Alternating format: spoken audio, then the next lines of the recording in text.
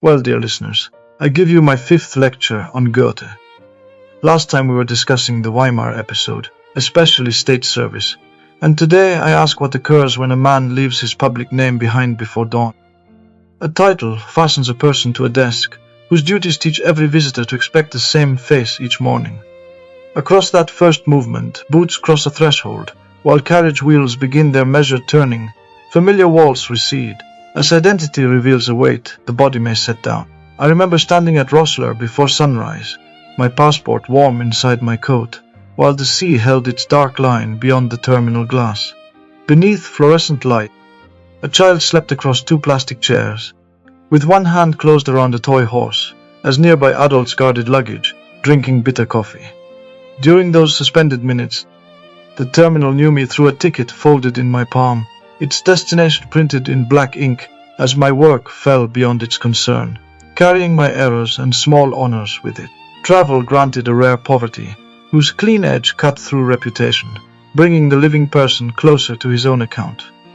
Goethe's departure carries a related mystery, though his road ran through another century beneath post-carriage wheels. Within Weimar, each room had learned his rank, while official papers waited for his signature, whereas court expectation shaped his step. Departure therefore exceeded distance measured across maps, for motion disturbed the compact, joining the living man to his public image. Each mile loosened an official gesture. An innkeeper received a traveler where a duchy had known a minister, so altered routine revised the scale of his days. Such change works quietly through a meal eaten among strangers, or a shirt grayed by road dust, till the self meets a life concealed by duty's discipline. Renewal begins, I propose.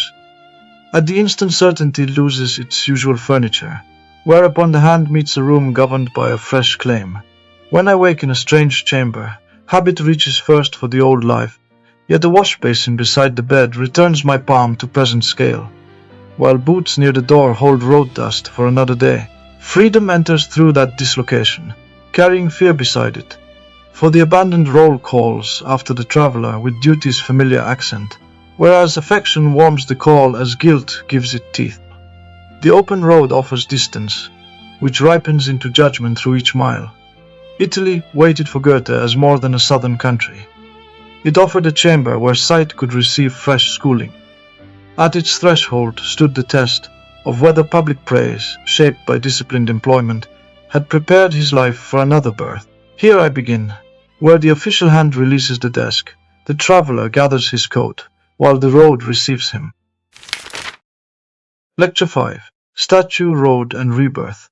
The Italian Journey, 1786-1788.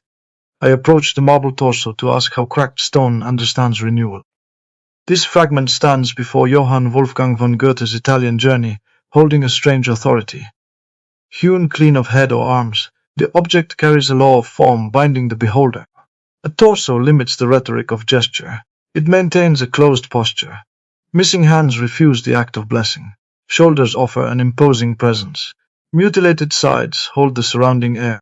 Blank surfaces face the observer. By dropping those outward ministries, the block concentrates meaning into mass. Contour dictates poise. Flesh establishes relation. Heavy chests bear weight.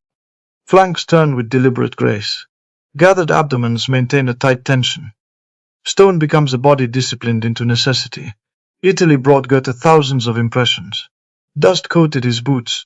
Fatigue sat in his bones alongside delight. Strange suppers fed him under shifting skies. Ruined arches cast long shadows. Yet the torso offers the exact emblem for his pursued transformation. Such a broken rock taught him how true form lives, through proportion, prior to ornament. Law precedes display. He went south to relearn how to see. Silence made the block a master of visual schooling. By the time he crossed the Alps in secrecy, the poet already carried heavy life in burdensome shapes. Lyric brilliance marked his Frankfurt days. Shakespearean insurgency gave way to the fever of Werther. Public triumphs followed him early. Weimar gave him rank, royal corridors demanded gravity. He learned the slow violence of procedure through daily contact with minds. Financial ledgers taught him diplomatic strain. That education carried profound weight. Lesser men might have remained splendid meteors of genius, full of eruption, had public life kept them from the hard edge of the world. Administration commanded legibility. Duty extracted punctual obedience.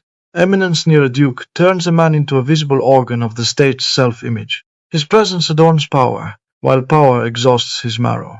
Goethe learned that bargain with rare severity. In such an existence, every hour belongs to a ledger long before the soul speaks.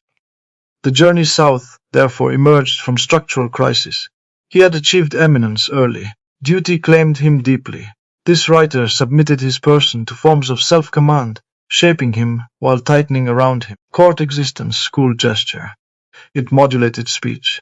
Social temperature required constant patience. Those forces made him greater. They also made the risk sharper. Coarse spirits survive contradiction through dullness. Goethe felt opposing forces in exact contours. Every compromise registered itself. Each delay of the deepest vocation left a trace. His life in the duchy had brought him close to authority. Proximity to rulers flattens the gaze by training the mind to read utility everywhere. One begins to see through the categories demanded by office. Documents acquire higher urgency than a tree. A wax seal overmasters a sunset. Officials sign papers. Ministers review decisions. Working hands act, and aging eye contracts. Italy arrived first as an act of rescue. Secrecy concerning the departure tells the truth. One flees in secret from a life turning entirely total. He slipped away due to the shape of existence around him hardening into an absolute shell. Every biography of the journey lists dates. Historians track routes. Scholars name inns. Venice receives attention. Rome dominates the map. Naples earns mention. Sicily completes the tour. Those details carry weight. Yet the deeper point lies elsewhere. Goethe required a zone where he could shed the Weimar official. The poet needed distance from the signs fixing his public identity. The road itself offered that clearance. Travel dislodges the social crust. A man wakes in strange rooms. Wanderers measure distance by wheels. Hoofbeats mark the hours. Ferries cross wide rivers. Mountain passes test the lungs. Road dust coats the skin. Smells of stables fill the evening. Candle smoke burns in post houses. Weather presses on the face. Changing accents of speech greet the ear. Highways strip away sediment. They rub a traveler down to simpler necessities. That title before us must hold together statue, road, rebirth. Paths break habit. Statues give law. Rebirth names the form emerging when routine fractures under movement, then reforms by vision. Italy offered Goethe all three. To understand the force of the journey, one must bypass the postcard version of the event. We must discard the easy tale where a northern genius merely discovers sunlight. Something sterner occurred. He sought conversion of the eye. Transformation always exacts a cost. It requires a former way of seeing to be judged insufficient. Weimar had taught him measure through strain. Italy would teach him measure through visible form. Court life had deepened his sense of role. A sudden civilization would expose him to stone-solving problems. The modern spirit keeps wrestling over in words. A fragment of ancient marble reveals this with unique precision. The torso refuses to console the beholder by narrative. It abandons the sentimental story. This artifact offers a disciplined body, carrying the memory of wholeness within itself. That memory works through proportion. Each surface implies relation to the absent pieces. Missing limbs intensify the surviving mass. Loss becomes instruction. Goethe had already known excess of subjective life in Werther. He had endured excess of institutional life in Weimar. Antiquity showed him another possibility entirely. Form can contain life while preserving its breath. Order can sustain movement. Calm can arise from steady power. Necessity can operate free from coercion. Carved bodies hold their ground. Such a stance becomes metaphysical. Minds fatigued by self-consciousness turn toward figures at rest in law before perceiving a promise there. Italy offered what Weimar had withheld. Though fairness demands a clear phrasing, Weimar kept those gifts back free of malice. It could only give what belonged to its civilizational climate. German court life of the late 18th century still mediated antiquity through books. Engravings carried the visual weight. Learned discourse shaped taste. Rome offered antiquity as an environment. Ruin pressed out of the ground. Broken arches appeared in the turn of a street. Masonry reared behind houses. Fragments stood among the traffic of ordinary life. Columns belonged to the physical present. They entered vision as daily fact. Classicism in the north remained a distant aspiration. Form in the south had weathered under open sky. Weathered rock had passed into the common grammar of seeing. Goethe needed that physical immediacy. He had read antiquity. Admiration filled his early years. Invocations of the ancients marked his verse. Yet Italy allowed him to perceive the antique as a mode of proportion embodied in stone. Solid rock shaped the city. Ink drew the line. Paving structured civic space. Geometry governed the relation between architecture, skies, soil. Rome therefore altered modern taste. The ancient capital altered scale. A man formed in libraries suddenly stood among structures, raised for another understanding of measure. Space itself disciplined him. One sees this transformation in the journals of the period. Description grows clearer. Spatial alertness replaces fevered overflow. The prose begins to trust visible fact. Objects receive patient attention. Surfaces carry meaning. The eye stops turning the world into a mirror of agitation. It begins to submit to the standing reality before it. That shift covers immense ground. The young Goethe of emotional tempest had turned the earth into an accomplice of personal drama. The Italian traveler learns to let the object instruct the beholder. His notebooks may be rendered in plain English. I begin seeing with fresh eyes, completely free from the hunger to devour. Things stand before me, within their boundary, their repose, their claim. A piece of marble teaches more than many books, for it compels me to stay, to measure, to compare, to revere. On this soil the eye becomes disciplined by learning fidelity to the visible world. That fidelity marks the decisive rebirth. Before Italy, his power had often expressed itself through an amplitude of subjective response. Another power gathers during the journey. He gains the capacity to receive form from the world with chastened exactness. The change preserves the earlier self, while reordering its parts. One must bypass every narrative treating the journey as a clean break between wild youth, classical maturity. Human development seldom proceeds by such theatrical division. The earlier Goethe remains present. The man who once wrote Werther endures in Rome. Correction reshapes his vision. Susceptibility remains. Sensuousness holds its ground. Intellectual appetite burns on. His gift for self-dramatization survives in a tempered shape. Yet these elements now meet a counter-authority in the visible order of antiquity. Passion relinquishes sole jurisdiction. Form enters as judge. That judgment works through solid objects. Italy gave Goethe paintings. It offered statues. Coins crossed his palm. Geological observation filled his days. Botanic attention ordered his mind. The peninsula presented a richness where natural forms live in close contiguity with artistic creation.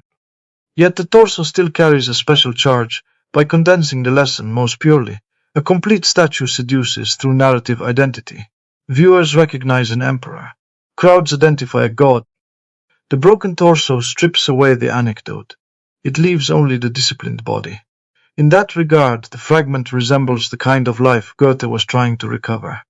He sought an existence centered on proportion. Right relation among parts became the goal. This helps explain why Italy changed its relation to antiquity itself.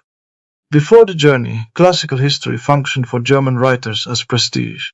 It served as literary capital. Men invoked the ancients in support of cultivation. After the return north, his classicism grew heavily grounded in perceptual experience. He stopped admiring the ancients as mere exemplars. The poet came to see antiquity as a law of formation. The distinction carries weight. An exemplar invites imitation. A law demands transformation. The Southern Road trained him to seek the inner principles, giving those forms their necessity. Study taught him proportion. Clarity became paramount. A strict relation of part to whole anchored his craft. Economy guided his hand. Restraint shaped his thought. Fullness arrived through exact measure. That new orientation worked directly upon his prose. The journals reveal a tightening of descriptive intelligence. One senses a mind learning to discriminate between seeing, exclaiming. Earlier prose would rush outward under the weight of feeling. Italian prose pauses. It arranges the scene. The writer notices details. Space begins to carry renewed force. Line draws the eye. Bodily placement in relation to an object gains relevance. The gaze becomes a worker. A sentence becomes more architectural. Rapture gives way to lucid gratitude. The older self had sought expression by intensifying subjective charge. The mature traveler lets outward form determine verbal shape. The change touches his visual intelligence even more deeply. Goethe had always possessed a rare alertness to visible things. Childhood in Frankfurt had trained the eye into comparison. Scientific interest later widened that habit. Italy sharpened this native aptitude by exposing it to objects demanding disciplined attention. Roman ruins refuse a merely sentimental gaze. Antique sculpture requires calibration. Renaissance painting asks for patience. Southern light demands respect. The relation between mountain and sea enforces humility. Civic form in old cities requires an obedient eye. His gaze had to become slower. It grew firmer. The journey reshaped his development as a draftsman of prose, even where literal drawing remained absent. He learned composition from the visible world. A second passage bears directly on that schooling of the gaze. Here I learn how form operates as the absolute destiny of whatever appears. What stands must stand out of its own necessity. What curves must curve from a binding law. The ancients do more than please me, they judge me. Before them arbitrariness loses its loose play, with every line called to account. That sternness must be stressed. Too many retellings soften the Italian years into pure pleasure. Pleasure certainly walked alongside him. Naples offered its dangerous vitality. Southern light bathed the stone. Free movement brought social release. Sensuous abundance greeted him. Relief from court supervision tasted sweet. The joy of anonymous travel lifted his spirits. The exhilaration of antiquities, newly seen, filled the days. Yet the lasting consequence came through discipline, received from delight. Beauty here functions as law. Goethe did more than consume Italy. The country corrected him. Such correction explains the later works, far more than any simple romance of escape. One sees the consequences in the transformation of projects already underway.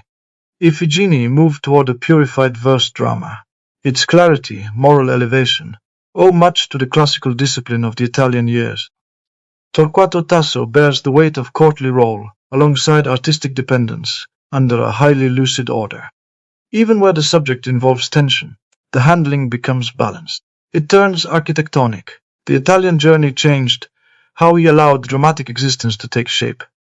One must guard against imagining that classical form solved all contradictions. A torso teaches measure while remaining a fragment. That fact gives the central object its richest significance. Rebirth through Italy produced a different kind of wholeness. Goethe emerged as a tempered sage by seeing Rome. The fragment itself instructs otherwise. Antiquity reached him through broken remains. He studied preserved pieces. Damaged marbles filled the courtyards. Partial survivals lined the streets. Classical perfection was available to modernity, largely under the sign of ruin. The modern subject encounters antiquity as an afterlife. Goethe's rebirth therefore occurs through fragments judged against an ideal forever lost. The torso becomes the perfect emblem exactly by joining discipline to incompletion. That conjunction touched his understanding of the self. The modern subjective life had often appeared diffuse. Fevered thoughts dominated the soul. The antique offered another anthropology. Greek statues proposed the body as measure. Roman arches defined selfhood through proportion. Freedom found discipline in form. Goethe came to this as a modern German shaped by Protestant cultivation. Public office, emotional extremity, marked his history. Italy could train him. The peninsula lacked the power to erase his historical situation. Hence the greatness of the encounter emerges. He forged a modern classicism out of tension between northern subjectivity, southern form. The result carries strain within poise. The road itself deepened that strain in fertile ways. Travel through Italy involved constant mediation between expectation, immediate encounter. A man arrives with images already formed by reading, inherited prestige. Then the actual place stands before the body. Venice differs from the imagined Venice. Rome exceeds every prepared Rome. Naples dissolves all prior representations. Sicily shocks by archaic radiance. The traveler must repeatedly abandon the ready-made picture. That process resembles artistic rebirth itself. To see truly, one must relinquish possession by prior images. Highways teach dispossession. They force correction of the mental museum. Such correction bears on his relation to memory. Later recollections of the journey shape an origin myth of the self. Italy became one of the master legends, through which he explained the emergence of his mature form. That self-understanding deserves both respect, scrutiny. Great writers often organize their lives retrospectively around decisive journeys. The Italian journey genuinely carried decisive weight. Yet its later memorialization also reveals a need to narrate rebirth through a geography of transformation. The South becomes a place where crisis turns fruitful. Service yields to vocation. Subjective fatigue finds visible order. Antiquity enters as a living education. The myth holds power by answering a genuine need. It reveals the human desire to convert necessary journeys into legible turning points. Rome stood in Goethe's consciousness as the place where necessity became visible. The relation between I, form, remains central. The master question asks why Goethe needed Italy to remake his vision. One answer already stands clear. Only there could antiquity cease being purely textual, becoming spatially immediate. Another answer concerns the climate of perception. Northern Europe formed the mind by interiors. Books shaped the study. Reflection guided development. Italy furnished a world where light, ruin, worked together upon perception from the outside. Bodily ease influenced the mind. The eye there encountered an entire culture of visibility. Churches educated the beholder. Piazzas taught spacing. Statues lined the gaze. Facades commanded attention. Gardens structured the horizon. Sea lines joined the volcanic forms in schooling the sight. A third answer concerns fatigue. A tired eye sees badly. Weimar had burdened Goethe with roles too numerous. The official needed time. Anonymity offered a shield. Detachment from constant administrative demand restored his strength. Leisure in the noble sense entered his life again. Spaciousness replaced the frantic clock. Looking requires temporal generosity. To stand before sculpture, truly learn from it, one must remain. A sealed memorandum can be read quickly. Marble refuses such haste.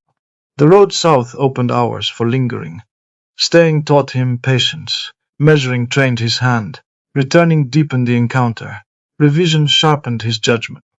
Rebirth of the eye proceeds through repeated acts of attention. That attention widened from art into nature.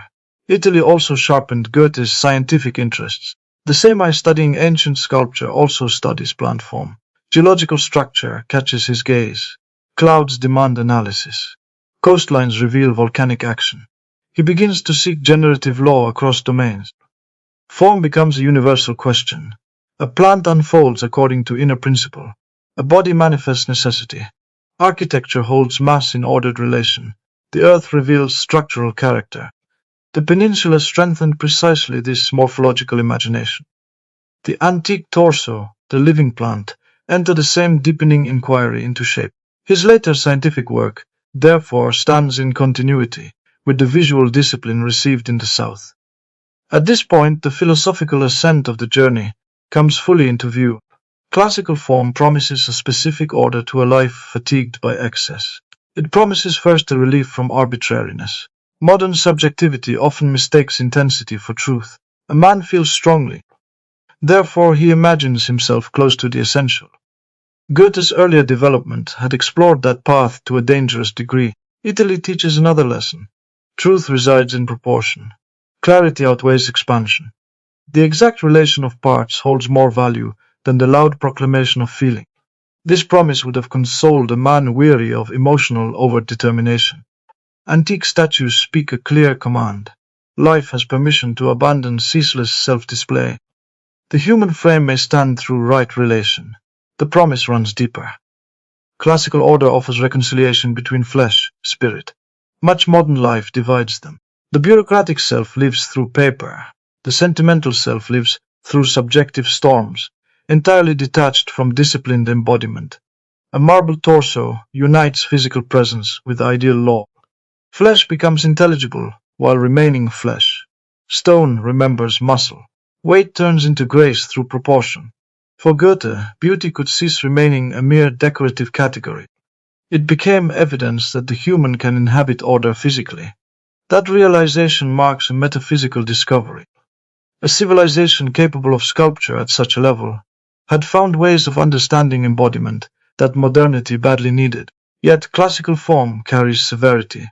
The promise of order turns into tyranny when misread as suppression. Goethe's greatness lies partly in avoiding that simplification.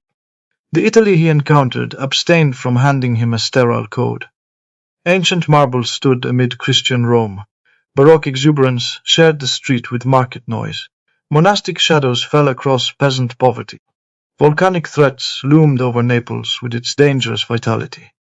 Sicily offered archaic grandeur. Classical law entered a richly mixed world. Hence his mature classicism maintains a beating pulse. It remains porous to life. The torso disciplines the mind while leaving the blood warm. The fragment offers concentrated necessity, rejecting deathly smoothness.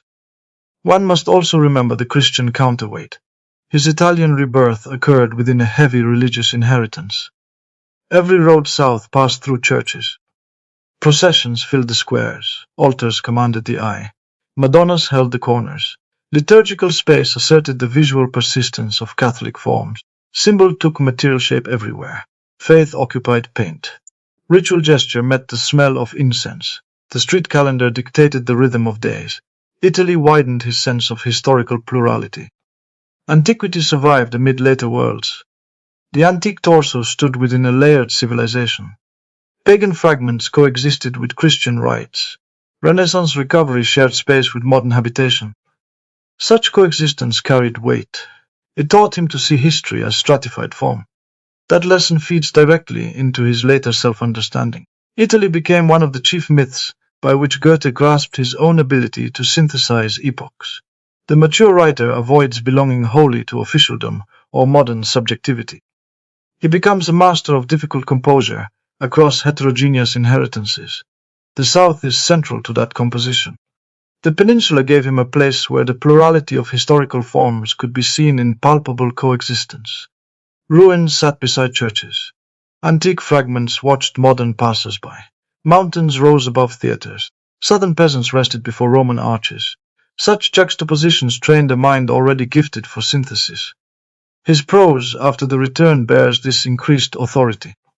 The sentence grows cleaner through a deep trust in structure. Digression remains under firm governance. Description gains sharp edges. Reflection emerges from the object directly. One sees less need to inflate every moment into a crisis. The journey reshaped his intellectual character as a whole. He becomes more patient with appearances. The author shows willingness to let form disclose its essence gradually. Immediate emotional dictates lose their enslaving power. In that sense, the eye's rebirth becomes an ethical achievement. To see justly is already to live differently. The torso returns here with fresh significance. A fragment instructs by limitation. It proves how wholeness can be inferred from disciplined remains. Goethe's life after Italy held fast to its contradictions. Service persisted in a changed relation. Emotional complications endured. Human finitude kept its grip. Historical fractures stayed open. Yet the mature writer could now bear fragmentation differently. He could read the fragment as a bearer of law. The surviving part witnesses the whole by proportion. That stands as one of the most profound gifts antiquity gave him. A modern life refuses the need for totality in order to participate in form. A broken man must arrange what remains under necessity. This gives a further answer to the opening question about renewal. The torso knows rebirth demands moving forward from the broken state. Marble damaged in antiquity stays damaged. Goethe forever carried the weight of Weimar. The courtly discipline remained permanently etched into his being. Rebirth in Italy meant reordering the already formed self under a higher visible law. That task proves harder, more adult, than dreams of beginning anew. A man carries his history. He submits that history to form.